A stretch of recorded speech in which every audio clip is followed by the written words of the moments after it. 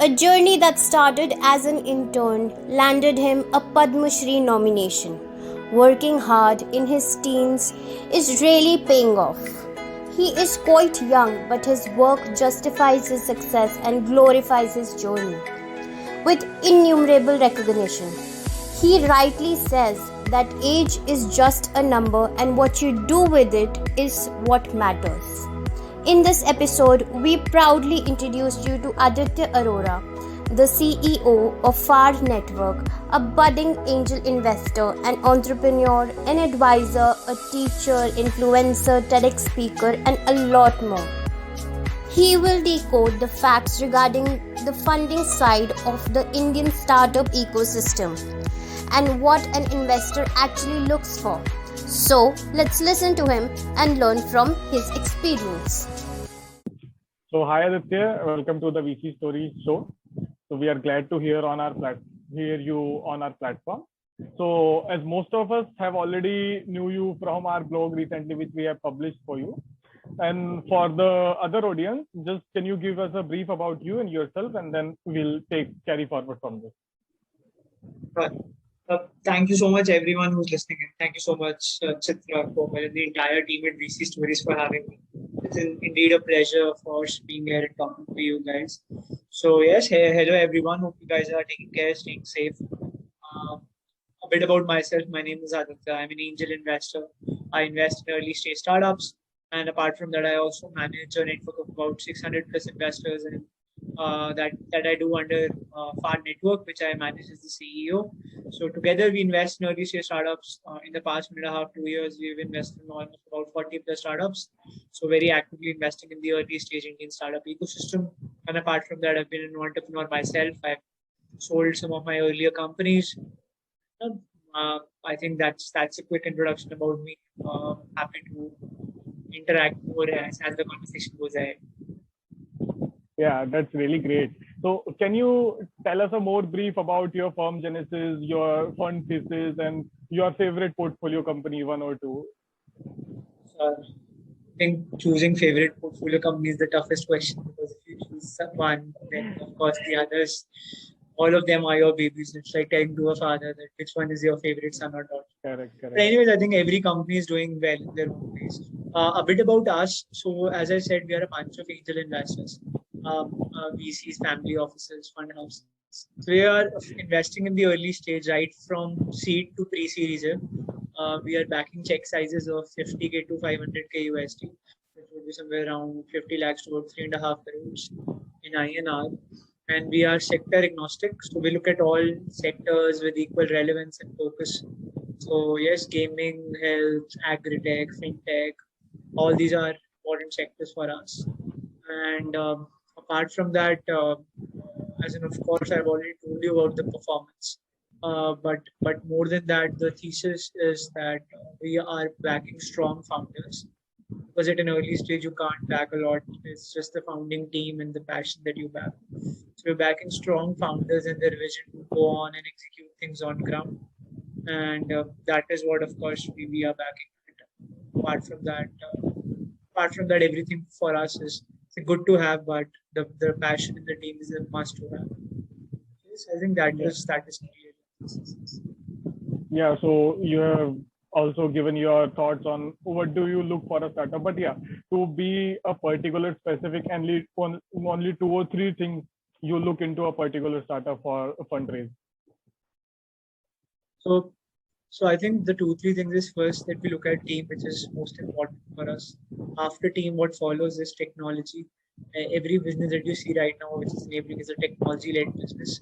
So how are you leveraging technology in some form, shape, or the other?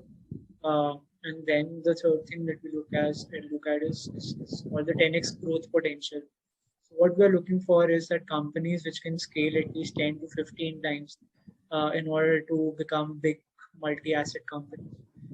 At the stage we are backing it, they are very small, but of course we are backing for the vision, which is 3 years or 5 years later on. So you want that company to at least grow by that many times, so that it basically gives a return on our investment as well.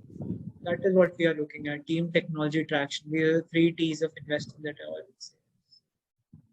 Yeah, So for some VCs, it was like they look a bigger market size, like 100 billion or 200 billion dollar, and some look for a 20% CAGR. So I think this will also vary VC to VC, right? In some markets, see, in some cases, maybe the out and out market size may not be large, right? But as you know, startups disrupts new market and they enter new markets. So you can't just say that okay, if a startup is in healthcare and the market share of this particular healthcare market is just 100 billion, the startup cannot become big. The startup can aggregate into fintech later or commerce later, or then they add on to multiple market sizes. So of course that is there, but then every market should be a growing market in that sense. For me, that is why CAGR becomes a much more important factor than just the market size. Because market size is gonna increase for any industry in the next 3 years. So for me, it Yeah. should be a growing market. If you are there in a growing market and if you are creating change, I think you are a very good bet for any startup investor. Yes correct market तो मतलब अपने आप create की जा सकती है but वो 20 और 10x ग्रोथ वो अपने आप इजीली क्रिएट नहीं करी जा सकती ना या you are right on this so let's have some discussion around fundraising and then after that we'll have some rapid question and then we'll close. Okay, so to start on the fundraising side, so what is the process in your firm, like after getting a mail from a startup for a fund, so what is the process be like from before saying to the final yes? So let's say we are getting an email from any startup. Then the next 2 weeks, what we do is we try to analyze that email. We try to analyze the deck that they have sent across. Of course, there's a team of analysts which do that for us. Once we have done that, what we do is we reach out to the founders to fix a call. This is a first level call where we just try and understand, okay, the background of startups, the overview. Of course, one call you can't take a decision yes or no, right? But what we want is just the first call to break certain ice, to have certain pointers set for next discussion to happen. Just understand where the founders are coming from. Then probably move on to a second call wherein we go into depth of business and we understand different nuances and different aspects. Yeah, we may also bring in financials in this call wherein we are discussing okay, the financials and growth projections. Or otherwise, let's say financials and growth projections require a separate call. We do that as well separate. And third, lastly, is don't do too many calls as well. Because it's again, as I said, it's a bet on the founders. No matter how many calls you do, how many data you analyze in early stage startups, you can't say anything, right? So the last maybe a call if needed be we take all the queries or doubts that we have maybe over a call or maybe on email we start a thread and we ask them. Within at least you can say 2 weeks to 3 weeks, within 2.5 weeks, we take a decision on a startup. Then that startup pitches to the forum. We do monthly forums wherein we invite all our investors to join in. They hear the pitch of the startup, they analyze it, they ask questions, further detailing happens. And then again with the next follow on 2 to 3 weeks, the deal gets completely closed to the existing commitment. Yeah. So right from the receiving an email to closure of the deal, say it takes about but at least a month or like 1.5 months to close the transaction. Yeah, that much very information you have given to our listeners, right? So as you were also before an entrepreneur, before becoming an angel investor. So I just wanted to know, like, how do a founder decide like what is the right time to start raising funds for their startup, and what is the ballpark figure that you should have, or any key matrices to come up with to have a yes, I have to raise 1 CR amount or 2 CR amount. So your question is that how do startups decide how much amount they want to raise? Is that correct? Yes, from a startup perspective. Perfect. See, Chitrak, at an early stage, this is mostly financial budgeting and analysis. Right? The way in which you do your analysis of how much budget I have, how much capital do you need. Let's say you're organizing a birthday party and you know that let's say 1,000 people are going to arrive and per plate cost would be 7 rupees. So 7,000 rupees, you take it accordingly in order to run the show. And then let's say if I tell you that you will just get the capital once and you need to do this party at least 7 times, right? So then 7,000 multiplied by 749. So roughly you raise somewhere around 50,000 to have that runway of 7 days, right? So startups at an early stage, it's typically of need and want. How much do I need? How much do I want? And I raise that bare minimum. Go ahead, close that fast. Probably raise a bigger round early on, sort of later on when once we raise from venture for the venture capitalists and private equity.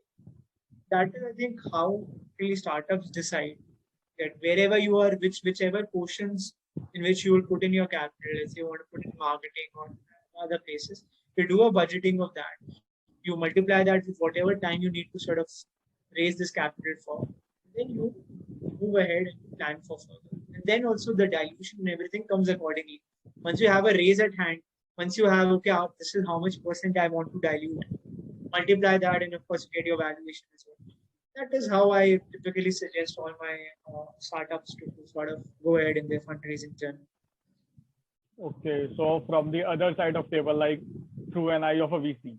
So how do you decide, like, yeah, the startup is asking a right amount on the right type, on the right valuation? So firstly, see, valuation is an art, right? It's not a science. There's no one logic Yeah, to absolutely valuation. true. So there's no one logic to it. So valuation for me just tends of become that at what stage the company is and whatever value they are putting itself, is that justified? That comes with experience as well. Once you have looked at so many companies, you get a hang of, okay, a company at this stage of time should be valued at somewhere around this much. If you take the pure play revenue multiple, then most of the startups in India are overvalued, right? So it always has to be of how much growth potential do you see in that company, because valuation is given right now, but that valuation is valid for at least the next 2 or 3 years or whatever next that capital would be raised. For whatever growth potential they have in terms of that, if they're disrupting, then it's a valuation of team as well for me. What's the background of founders and everything? I think all of that combined decides valuation. It's just sort of, as an investor, I would just want to see that whether the amount of efforts that I put into the startup versus the equity that I'm getting, is that in tandem or not? I think it's that not in tandem when we try and negotiate with startups. If negotiation is not happening, we pass the startup on valuation. Yeah, and I guess that's where the attitude of a founder comes up in those play, right? So according to you, like, how much important is the attitude of a founder matter when they are raising money? Because, like, if you, like, as you are saying, negotiation is the main part of the deal. So how much the attitude is matter? One thing is that founders should have their own say as well in these negotiations. Second is that founders should also evaluate who they are talking to, right? Know your negotiator as well. That is always the first principle of negotiations. Know who the person you're talking to, what kind of strategic value that investor can bring in, what sort of connects that investors have with other investors in the ecosystem, what reputation that investors have in your startup. Also remember that if that particular investor has invested in your startup, the valuation automatically goes up as well. So definitely look at it from an holistic point of view, right? And attitude should be forthcoming. You should have your stand as well, but you should have an open mindset. Again, just 1 or 2 crores here or there would not make sense for that investor, but for you it means the entire thing. So just have an open mindset, see who is the investor, discuss, negotiate accordingly. Don't be hell bent on a particular number. Negotiate accordingly. Move ahead. That's about angel investing. Yes, and like if you are talking about like choosing your negotiator, choosing your VC is also very important, right? So how important is to pick up the right VC for a startup according to you? I think very important. Consider, let's say I give you 100 rupees and I say, okay, go ahead and make this 400. It's a challenge to me. I give you 100 rupees and I tell you how I can teach you how to make 100 to 300, 300 to 400. You have to do. I'm saying this is a much better situation wherein at least I have some guidance alongside me, right? So you feel less pressured and less tension, right? So that is the value a strategic investor brings. Valuation is just an end game. The start game is growing the business, right? So we see definitely through the connects, through their experience of mentoring and investing in similar startups like you before, can help you walk the mind, right? Can help you connect to the right mentors, can help you connect to the right investors. Investors who are invested in your growth as a company, not just in exits or valuation. For them, your growth and performance matters. So you choose those VCs who are very founder friendly, who work with the founders, who understand, who give certain space to the founders as well in order to grow their own business. So I think if you decide, if you found a VC like that, go ahead and of course do sign the deal with them. Yeah, and I guess it is also very important. Maybe I'm not right, but yeah, to choose a VC who is early stage of their fund is much more great than choosing a VC who's in their late stage of the fund, right? In someone who's in early stage of their fund can put in more capital on you in your follow-up rounds. But if someone who's already in a late stage of a fund may not be able to put in that much recoupment of capital. The best part of angel investing is there are no rules, right? It's all based on situation, it's all based on probabilities. So late stage VC, of course, you can choose as well. Just choose accordingly whoever you're choosing. Because those are the partners which will grow a company. It's a make or break for you as well. Yeah, because it's like a relationship you are having to choose a right VC. So it's like to be into the right relationship till the time the VC get an exit, right? So I guess this is the question which everybody wants to know the answer. Like, how do I get the first meeting with the VC? Because it's not very easy and it's not very hard task ultimately. But yeah, what is the right way to approach a VC to get their first meeting? The best way to approach a venture capital is by exploring contacts, right? By reaching out to someone who already knows the VC and the partners level. Either it can be someone you know at a partner level. So let's say Mr. X is the fund manager or the head of this particular fund. Approach directly Mr. X through a certain person who knows me. Or either you approach it via portfolio companies. Let's say that VC has invested in one particular portfolio company and you know the founder of that portfolio. So you can reach out through that founder to the VC. It's always good to reach out through warm connections, not through cold ways. Because investors on an average get thousands of cold emails every day, right? And it's practically impossible because everyone is passionate, everyone has funds. You can't invest into every startup, right? You have to say no to 99% of them. That is the wealth you have. That is the wealth. So that is why, of course, reach out through warm connects, through people you already know who can give you an introduction into that business. Yeah, wealth is limited, but the founders are unlimited in the ecosystem, right? So you have to choose very carefully. Yeah. So after, like, when you have invested, when you have thought that I have to invest in this company. So what is the process and how do you mentor a startup to become a successful and to deliver the growth according to you? So what are the parameters or what are the process, if I say? So what is the process? What we do is that we sit with our portfolio startups and we decide on a certain set of KPIs that they want to track. This is your key performance indicator. Those KPIs we set, which decides that these are the key metrics that the startups will track in the next 3 months. And this is how they will work. This is how they'll go ahead, and on these parameters they'll try and grow. We assess them on the basis of whatever you projected and whatever came in actuals, right? And a difference of that where we lagged. What were the three top things that happened with us this quarter? What were the three bad things that happened with us this quarter? So it's an entire mix of so many things that we track. But the initial set of KPIs is what we track. That is the company deciding on a common trajectory, on a common decided plan of action. So if of course it's not happening, we take the decisions accordingly. Let's say it's happening as well, we recalibrate certain strategies, we recalibrate certain numbers. But you keep talking to the founder constantly. And it's not that, of course, I'm calling him every day and disturbing that person. Just, of course, maintain a regular conversation, updating on both the sides of things, how it's going.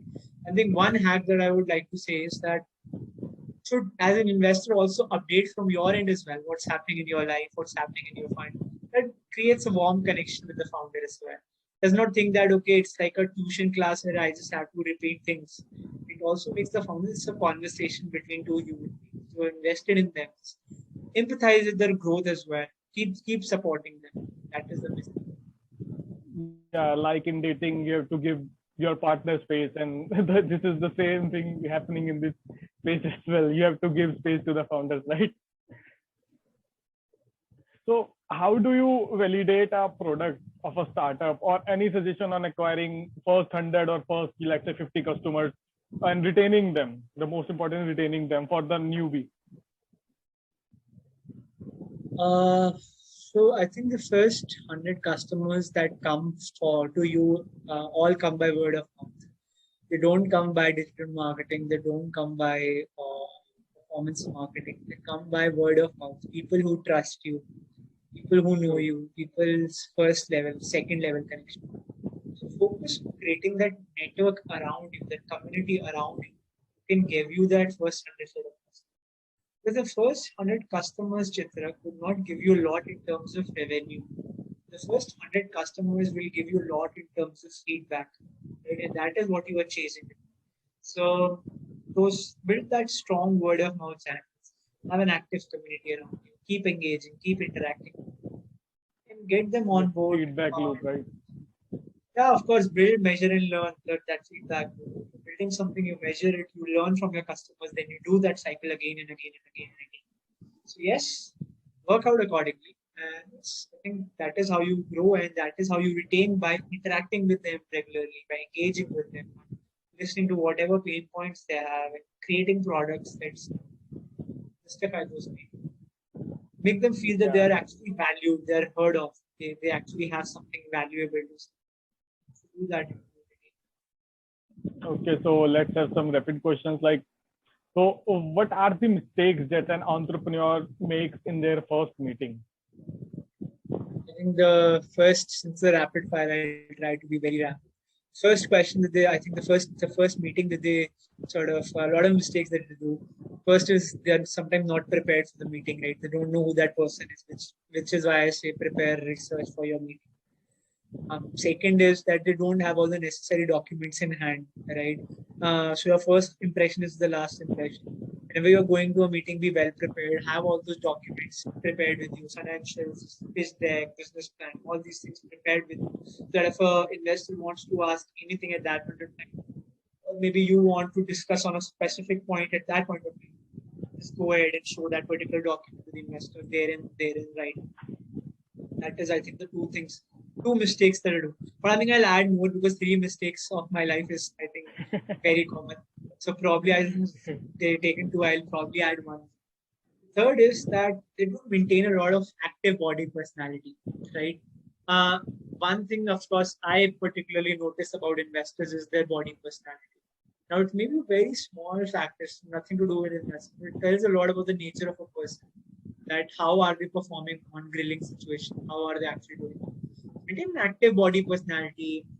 Don't try to answer questions you don't know, accept that you don't know. Just have an active conversation with an investor. Don't take a lot of stress. And yes, I think if you do that, you'll go ahead along. Yeah, presence of mind is much more important than knowing facts, right? So second question is like, what are the 2 to 3 things you look into the financial model of a startup? The very first thing that I look for is what is the burn of that company. Right? Everything set aside. What is the burn? Hardly startups, 99% startups don't make revenue at an early stage, right? So there's nothing to look on the revenue side. So what I look for is the burn, because what burn tells you is how much these guys can sustain more, right? So I look for firstly the burn, how much are they burning in a month. Second thing that I look for is, of course, if the revenue is not there, how sooner you can start revenue and what is the growth potential of that revenue, because that again will decide how much the company will sustain, right? Whether they are dependent just on my capital for sustaining, or whether they can self-sustain as well. I would not invest in them if they're just dependent on my capital, right? I would invest in them if they're self-sustainable and they require my capital just to expedite that growth, just to boost that growth, right? So I see for that. Secondly, is what revenue projections are there and how sooner do you start revenue. I think these are the two, three things that I see: expenses, revenue that I see. Third is just on a safer note that I see is whether there are any external liabilities on the company, any loans, any debts, any unpaid assets, right? If there are that, any bills, like a lot of starters have a lot of bills payable, right? Accounts payable, a lot of that in your balance sheet. So that is what I look for. Like, do they have credit on them? Because if they have, that's like a very red flag, red signal on the company. Yeah. So I think these are two things. Okay, so last question. So, what are your learnings from the experience as a VC and as an entrepreneur and as an angel investor? Uh, I think one thing as an entrepreneur, I'll start because I'll always be an entrepreneur first, and of course an investor later. So as an entrepreneur, it has taught me one thing, that age is just a number, but what to do with that number is what matters. Right? Start up probably at any point of time and just make your work talk. I think that is the first thing that I've learned as an entrepreneur, as an angel investor. I think it's a very new journey that I've started. So always look forward to sort of learning from people who are way more experienced than me. And yes, just trying to be lucky in some of these opportunities. Luck is a very important factor in this. So just doing that. And as a VC, I think the only challenge is that how do you make people explain to come on to an investment together? That's always the challenge in the new deal, right? How to get to Right. people and how to collate the thoughts and ideas of people at one place. So that is always the challenge. I think I'm still an entrepreneur at heart. Investor is also an entrepreneur in a way. I'm trying to manage people's money. So I'm running a startup for startups. Correct. So definitely, I think I'm not always an entrepreneur at heart, and I look forward to the challenge every day. Yeah, true, very true. So, any parting advice from your side before we close? I think we record this very late night, so I'm still an entrepreneur. We never sleep. We always hustle. I think the Yeah, only advice is that just enjoy the hustle. We never talked about it all this time. This thing called as hustle and this thing called as enjoying the hustle. If you just hustle, you get tired on sooner or later. But if you enjoy this hustle, if you like working, just doing everything apart. I can't describe it. It's a feeling. If you enjoy that feeling, definitely there's a long way to go. Take care of your mental health as well, right? Take care, sit down time, have some personal time alongside you as well. Just do that. Entrepreneurship is a very long journey. right. Very, very long journey. So just be your own support, back yourself, spend time with yourself, and just have fun. Just have fun. Yeah, I can all relate to all these things you have said because being an angel investor myself, an entrepreneur, and working full time on in day, so it will be very hectic for me to manage all these things. So yeah, I can relate to that. Yeah, we have to wake up till 4 a.m. and then got up at 8 a.m. or 9 a.m. to follow our daily routine. Yeah, so it's a very hard journey, but yeah, it's as amusing as it is very hard. So on that note, thanks a lot, Aditya. Thank you very much to be on our platform and giving such a wise word to our audience. We'll surely again have another round of interview in sometime in future to gain more from insights from your ongoing experience you will gain in the future. So thanks a lot. Thank you so much. I look forward to being there. Thank you so much, VC Stories and Chitra.